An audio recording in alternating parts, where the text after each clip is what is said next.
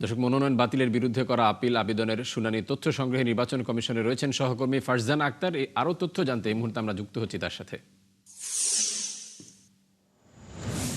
ফারজানা, এখন পর্যন্ত কতজন প্রার্থীদের ফেরত পেলেন এবং প্রার্থীদের ফেরত পাওয়ার মাধ্যমে নির্বাচনে যে অংশগ্রহণের সুযোগ পেলেন তারা, সেটি নিয়ে তাদের প্রতিক্রিয়া কেমন বা তারা কি বলছেন?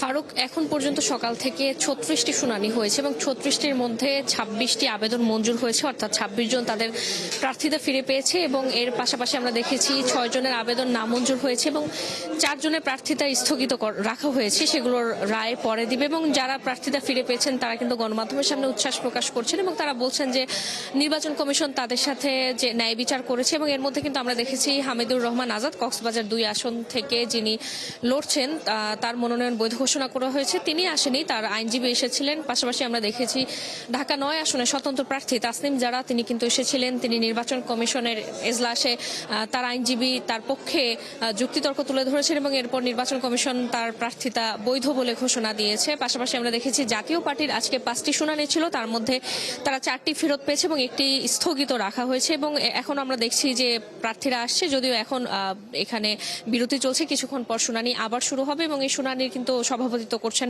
প্রধান নির্বাচন কমিশনার এএমএম নাসির উদ্দিন। এখানে বাকি কমিশনাররাও আছেন, সিনিয়র সচিবও আছেন। এবং এবার কিন্তু আমরা দেখেছি 645টি আবেদন পড়েছে এবং মনোনয়ন বাতিল হয়েছিল 723 জনের। এবং যারা আপিল করেছেন তারা কিন্তু সিরিয়াল অনুযায়ী আসছেন, তাদেরকে ডাকা হচ্ছে নির্বাচন কমিশনে এবং এই শুনানি 18 তারিখ পর্যন্ত চলবে। এবং এবার আসলে যাদের মনোনয়ন বাতিল করা হয়েছিল, স্বতন্ত্র প্রার্থীদের ক্ষেত্রে আমরা দেখেছিলাম যে 1% ভোটারের স্বাক্ষর কম হওয়ার কারণে কিন্তু তাদের মনোনয়ন বাতিল করা হয়েছিল এবং তারা কিন্তু এখানে আপিল করছেন এবং এই আপিলে আসলে যারা যুক্তিতর্ক দেখাতে পারছেন, উত্থাপন করতে পারছেন, তারা কিন্তু উতরে যাচ্ছেন এবং তারা আসলে নির্বাচনে অংশগ্রহণ করতে পারবেন। ফারজানা, আপনাকে অসংখ্য ধন্যবাদ। দর্শক, নির্বাচন কমিশন থেকে জানাচ্ছিলেন সহকর্মী ফারজানা আক্তার।